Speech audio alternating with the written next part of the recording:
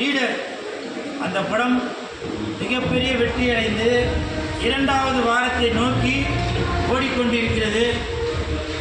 இதை நாங்கள் அதாவது ரசிகர் மன்ற நிர்வாகிகள் ரசிகர்கள் எல்லோரும் சேர்ந்து தமிழகம் முழுவதும் சுற்றுப்பயணத்தில் இருக்கிறோம்.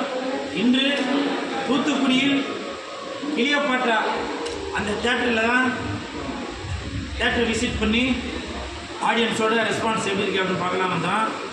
99% தேட்டர்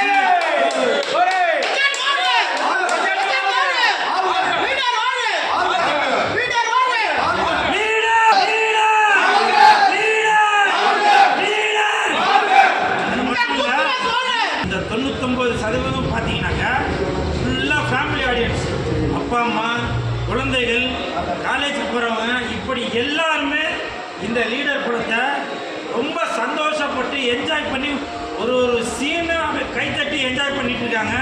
முக்கியமாக கதாநாயகனாக நடித்துள்ள லீடர் அந்த கதாபாத்திரத்தை ஏற்றுள்ள லெஜண்ட் அவர்கள் மிக பிரம்மாண்டமான ஒரு நடிப்பை கொடுத்துருக்காரு.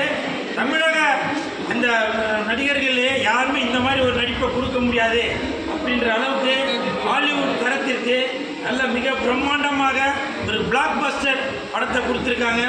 இந்த ஹோல் டீமுக்கும் மனமார்ந்த வாழ்த்துக்கள். முக்கியமாக இந்த படத்தின் இயக்குனர் துரை செந்தில்குமார் அவர்கள் எனது தலைவன் லெஜண்ட் அவர்களை லீடர் அவர்களை இந்த மாதிரி ஒரு கோணத்தில் இதுவரைக்கும் எந்த ஒரு கதாநாயகனும் நடிக்கும்போது அந்த கதாபாத்திரத்தில் நடிக்கும்போது அவங்க பேர் என்னவோ அந்த கதாபாத்திரமாக தெரியும். ஆனால் இந்த படத்தில் லெஜண்ட் அவர்கள் இந்த கதாபாத்திரம் பார்க்கும்போது ஒரு குழந்தைக்கு அப்பாவாக, ஒரு மனைவிக்கு கணவனாக, முக்கியமாக ஒரு அதிகாரியாக, இப்படி அனைத்து கதாபாத்திரங்களுமே மாறன் அப்படின்ற கதாபாத்திரமும் சரி, சக்திவேல் அப்படின்ற கதாபாத்திரம் சரி பக்காவாக பண்ணியிருக்காரு. அவருக்கு என் மனமார்ந்த வாழ்த்துக்களையும் நன்றிகளையும் தெரிவித்துக் கொள்கிறேன். அது மட்டும் இல்லை, இந்த தூத்துக்குடி மாவட்டத்தில் மிகப்பெரிய வரவேற்பு கொடுத்து அனைத்து ரசிகர்களையும் பெருமைப்படுத்தி கொண்டிருக்கும் மாநில தலைவர் திரு முத்து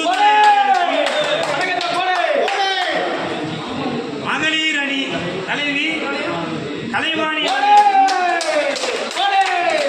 மாநில இளைஞர் அணி மதன் அவர்களுக்கும், டேனி அவர்களுக்கும், டேவிட் அவர்களுக்கும், யாருமா அருண் அவர்களுக்கும், சிவா மற்றும் சில பேர் நான் விட்டு போயிருக்கலாம், அனைத்து நிர்வாகிகளுக்கும் எனது மனமார்ந்த நன்றியை தெரிவித்துக் கொள்கிறேன். ஏன்னா எந்த ஒரு நிர்வாகமுமே அந்த நிர்வாகிகள் கரெக்டாக இருந்தால் தான் அடுத்தடுத்த கட்டத்துக்கு போக முடியும். அப்படி இப்போது உள்ள லெஜண்ட் அவர்களுடைய ரசிகர் மன்ற நிர்வாகிகள் அனைவருமே கரெக்டான ஒரே பாதையில் போய்கொண்டிருப்பதால் தான் இன்னைக்கு இந்த லீடர் படம் மிகப்பெரிய வெற்றி அடைந்து 2வது வாரத்தை நோக்கி போயிட்டு இருக்கு.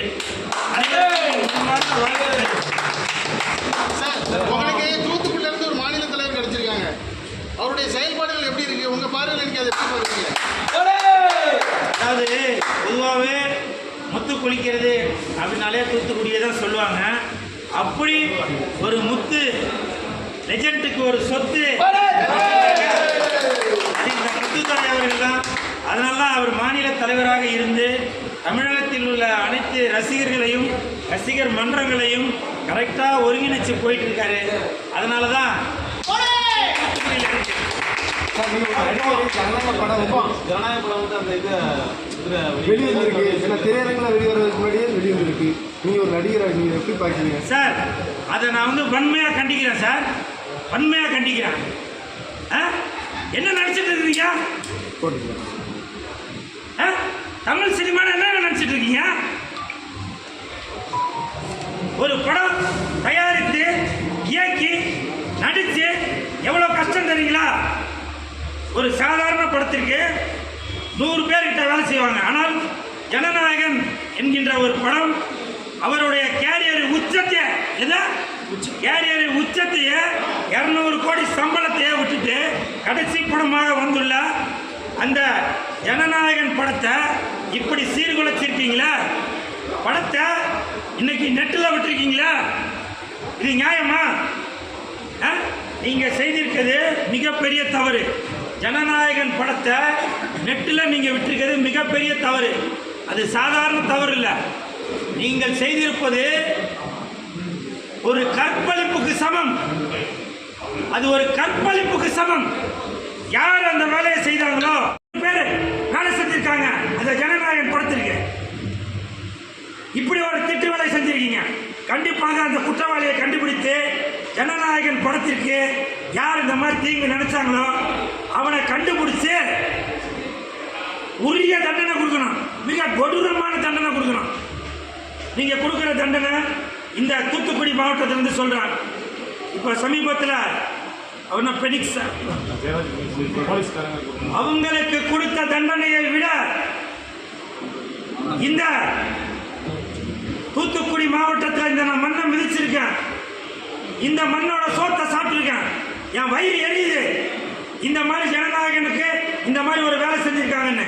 அதனால இந்த தூத்துக்குடி மாவட்டத்தில் அந்த பெனிஸுக்கு இன்னொருத்தருக்கு என்ன நீங்க தண்டனை கொடுத்தீங்களோ அதை விட கொடூரமான தண்டனை இந்த ஜனநாயகன் படத்தை வெளியிட்ட அந்த கயவர்களுக்கு நீங்க கண்டிப்பாக கொடுக்கணும். படம் வெளியே வருது. படம் வந்து தயாரிப்பாளர் மேலே இருப்பான். அந்த படத்திலோட அந்த குழுவிலிருந்து யாரும் லீக் பண்ணியிருக்கணும். இல்லை முன்னே விஜய் விட்டுக்கணும், இல்லைன்னா அந்த படம் குழுவில் விட்டுக்கணும். அது வெளியே சார் எந்த இடமா இருந்தாலும் விஜய் சார் சைட்ல சொல்றான்.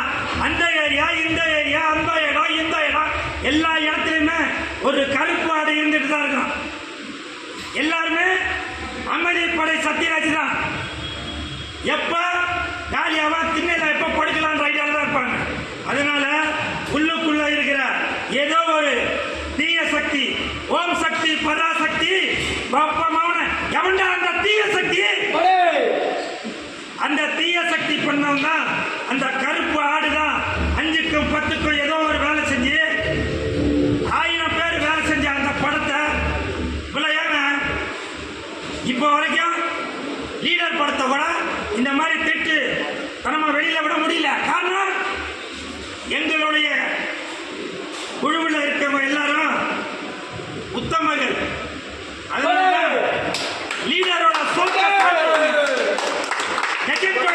சாப்பிட்டவங்க சாப்பிட்ட உப்புக்கு விசுவாசமா இருக்காங்க. ஆனால் இந்த லீடர் படத்திற்கு எப்படி நீங்க ஆதரவு கொடுத்தீங்களோ அதே மாதிரி தயவு செய்து இந்த ஜனநாயகன் படத்திற்கு யார் இந்த தீங்கு வேலை செய்தார்களோ அவர்களுக்கு உரிய தண்டனை வாங்கி கொடுங்க. இப்போ ஒன்றும் அவர் படம் ஜனநாயகப்படுத்தி பாதுகாக்க முடியல. நாட்டை கொடுத்தா நாட்டை பாதுகாத்துருவாங்க. அது எல்லாரும் சொல்றதாங்க. ஒரு குழந்தை பிறக்கும்போது நம்ம அப்பா அம்மா எல்லாருமே நினைப்போம் டாக்டர் ஆகணும் இன்ஜினியர் ஆகணும் அப்படின்னு.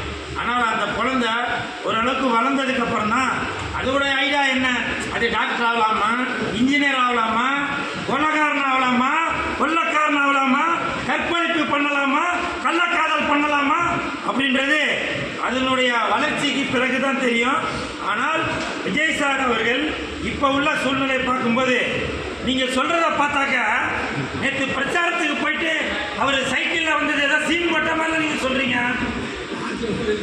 சார். நீங்க சொல்றதுல எனக்கு புரியுது சார். ஓட்டு கேட்டு போகும்போது வேன்ல வந்து ஐயா எனக்கு ஓட்டு போடுங்க, அம்மா எனக்கு ஓட்டு போடுங்கன்னு சொல்லணும். அதை விட்டுட்டு நீங்க சைக்கிள்ல சீன் போட்டு வந்தீங்கன்னா அதான கேள்வி கேட்குறீங்க. உண்மை இதெல்லாம் நான் ஒத்துக்க மாட்டேன் சார். அவர் நடிகர் சார். நடிகர் ஏதோ ஒரு வித்தியாசமான விதத்தில் ஏதோ ஒன்று பண்ணதான் செய்வாங்க. ஏன் இன்னைக்கு ஓட்டு கேட்டு போகும்போது ஒரு பஜ்ஜி கடையில் போய் பஜ்ஜி போடுறது இல்லையா? சட்டி துவைக்கிறது இல்லையா? ஆமா, சட்டி கூட துவைச்சாங்க. ஒரு இதில் பார்த்தேன் நான், ஒரு கட்சியை சேர்ந்தவங்க. அப்படி இருக்கும்போது இன்னைக்கு நடிகர்களையும் தாண்டி அரசியல்வாதிகள் மிகப்பெரிய நடிகர்களாக இருக்காங்க. அதனால அவங்கவுங்க ஸ்டைலில் அவங்கவுங்க பண்ணுறாங்க. யார் ஜெயிச்சாலும் சரி, நம்ம உழைச்சாதான் அப்பா மௌன சோறு, நம்ம உழைச்சாதான் சோறு. நடிகனா பாருங்க, அரசியல்வாதியா பாருங்க. ஆனால் மறந்துடாம போட்டுருங்க ஓட்டை போட்டுருங்க. சரிங்க, மறந்துடாம போட்டுருங்க. அப்பா வந்து நம்ம லீடர் நிரப்பாருன்னு நினைக்கிறான். ஏன்னா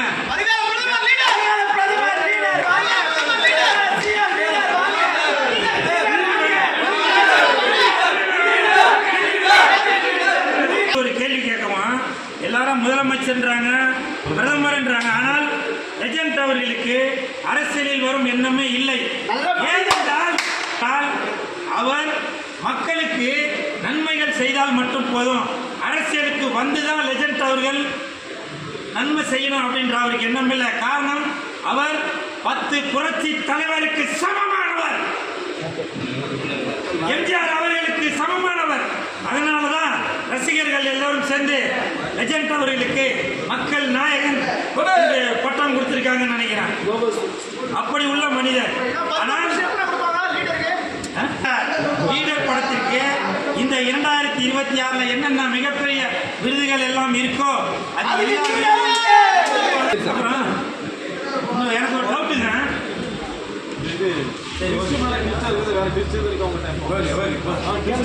இவர் லெஜண்ட் அவர்கள் அவர் ஒரு ஸ்டைலில் அவர் நடிக்கிறாரு.